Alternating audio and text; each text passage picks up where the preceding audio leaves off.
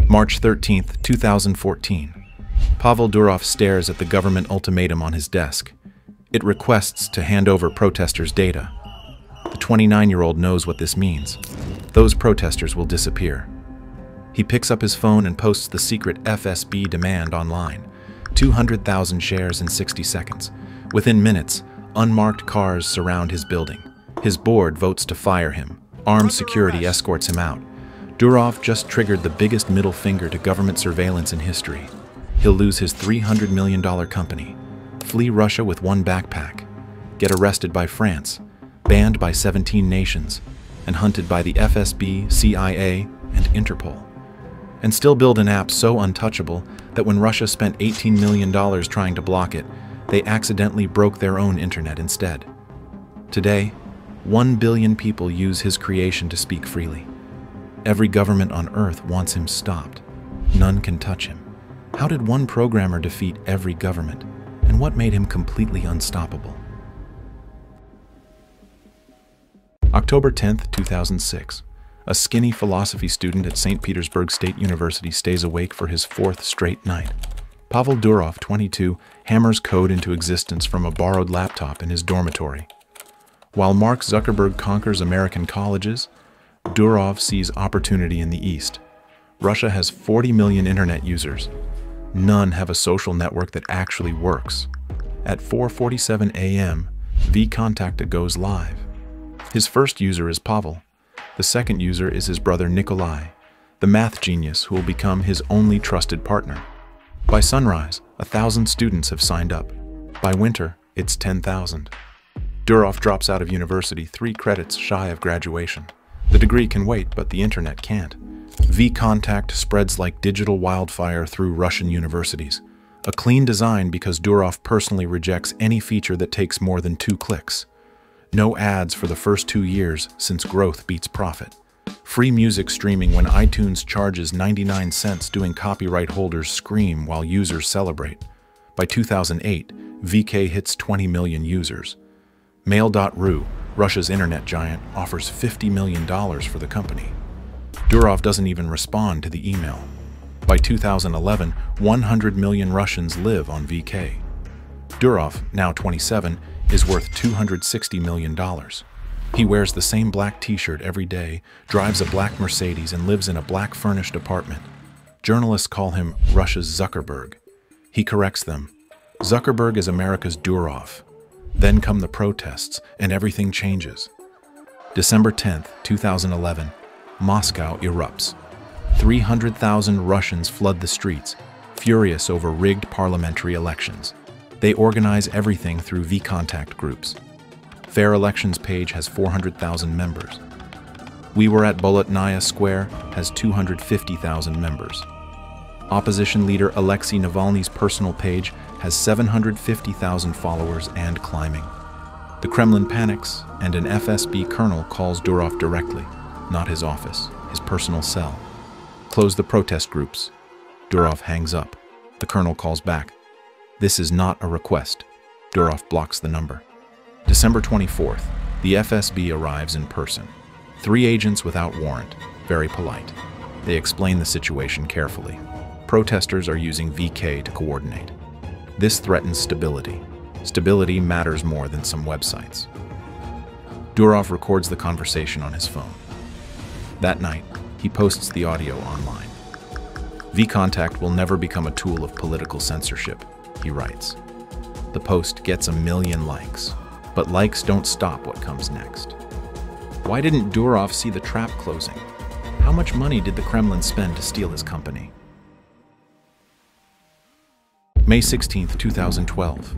Durov celebrates St. Petersburg's birthday with an experiment in chaos.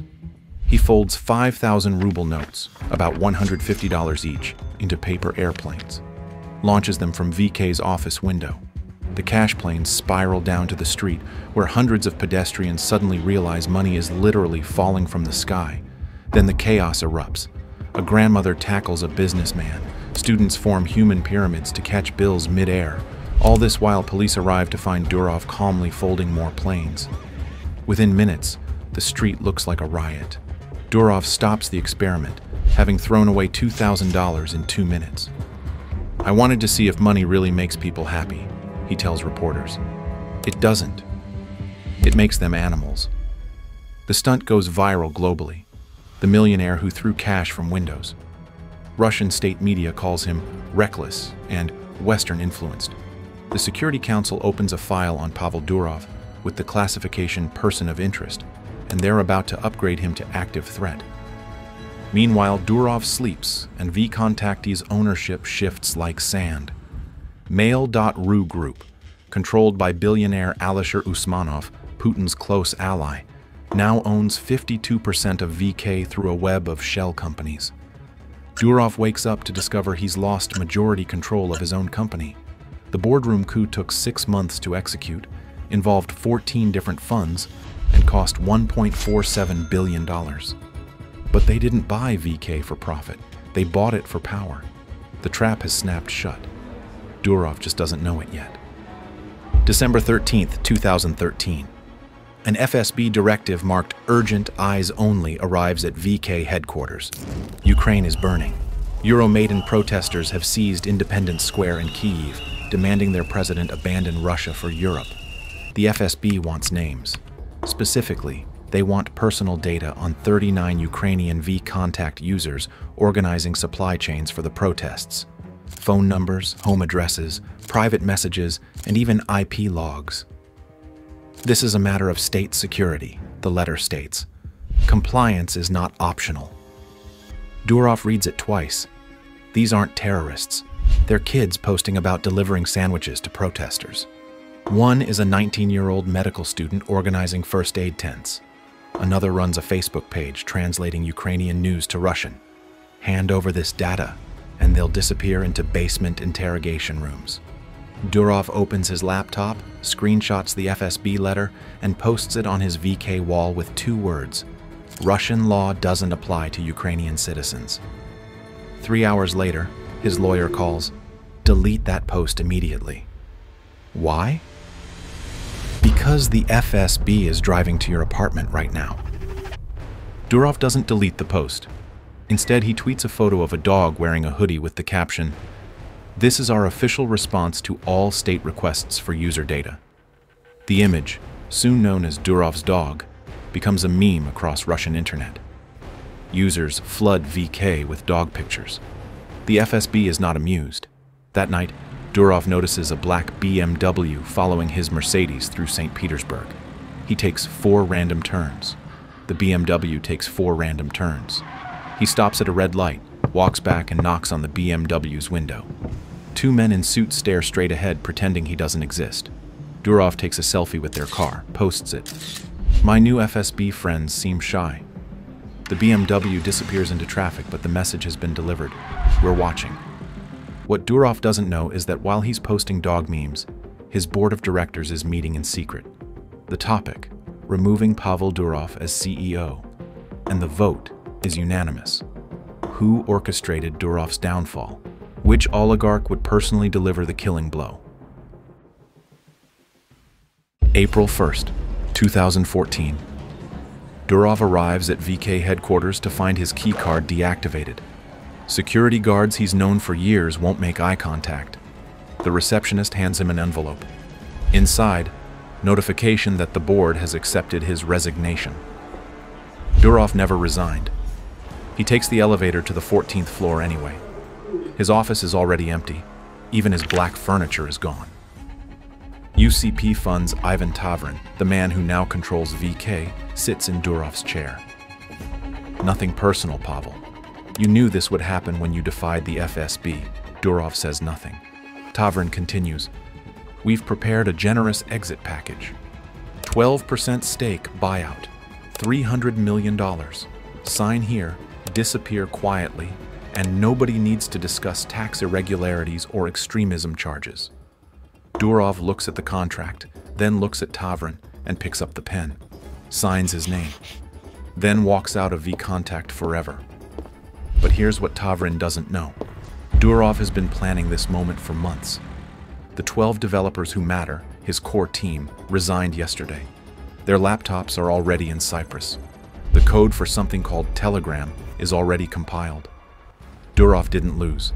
He executed the most expensive escape plan in tech history. April 21st, 2014. A rented villa in Buffalo, New York. Durov and 12 programmers sit around laptops in an empty house. No furniture except folding tables. No decorations except a whiteboard covered in encryption algorithms. They're building Telegram, not from scratch, but from 5 years of secret development. Durov started coding it in 2009, the day after the FSB first asked for VK user data. Every line of code assumes one principle: governments are the enemy. Messages use end-to-end encryption even Telegram can't break. Servers scattered across 9 jurisdictions, each storing just fragments. No headquarters means no door for police to knock on. Delete your account, and every message you ever sent vanishes from every phone that received it. The team writes code for 16 hours, sleeps for 8, and repeats. With no investors, Durov funds everything from his VK exit. With no board of directors, Durov owns 100%. When Apple demands they add backdoors for law enforcement, Durov's response is 2 words: absolutely not. August 14th, 2014. Telegram launches publicly. The first day they get 100,000 downloads. In the first week, 1 million, and in the first month, 8 million. Every user who joins is someone who values privacy over features. WhatsApp has stickers and games. Telegram has encryption that would take the NSA 10,000 years to crack. Iranian democracy activists adopt it immediately. Hong Kong protesters make it their primary tool. Russian opposition leaders abandon VK entirely. Edward Snowden endorses it from Moscow exile. ISIS starts using it too, a fact that will haunt Durov forever. But he maintains the principle: privacy is absolute.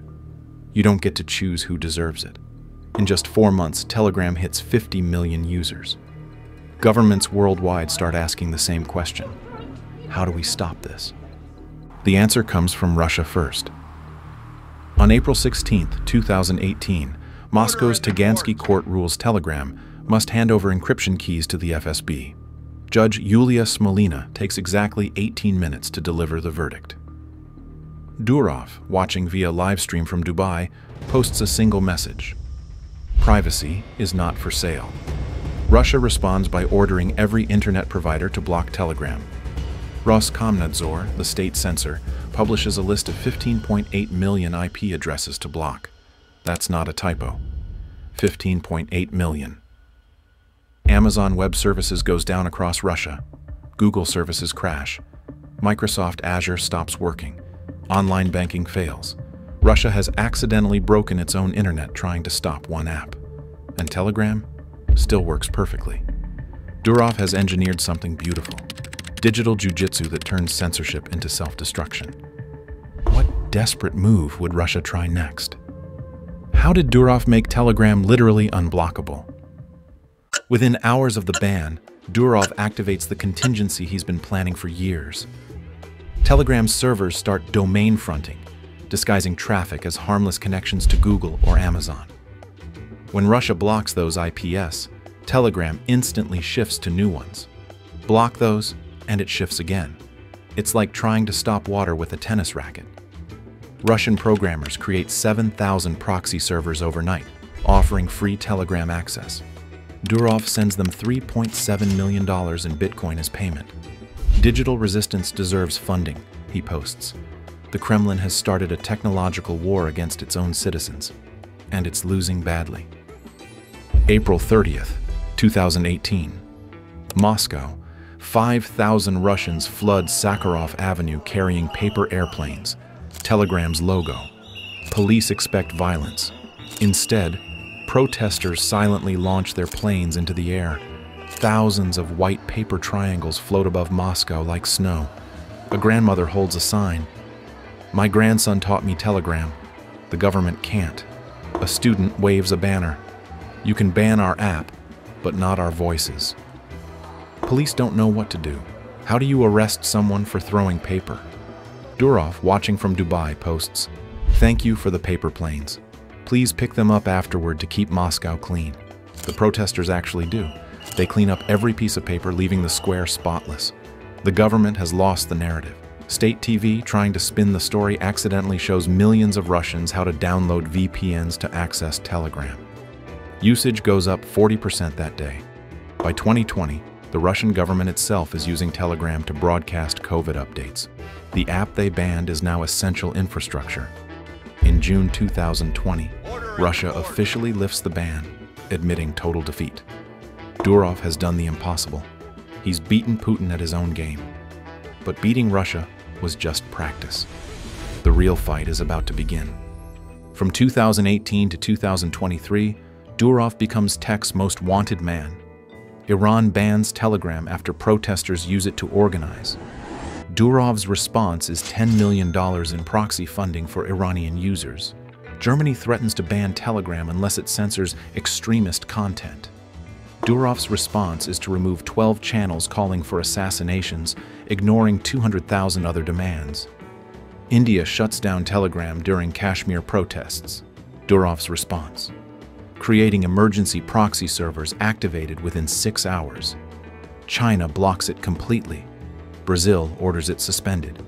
Indonesia, Pakistan, Thailand, each takes their shot. And each fails. Telegram reaches 500 million users, then 600 million, then 700. Every government demand makes it grow faster. Every ban becomes free marketing. Durov has discovered something profound. The more governments hate your product, the more people need it. But success has a price. Durov can't enter Russia because of an arrest warrant. Can't enter Iran because it is a security risk. Can't stay anywhere longer than 6 months because it is too dangerous. He exists in a permanent state of high-end homelessness, private jets, 5-star hotels, but never a home.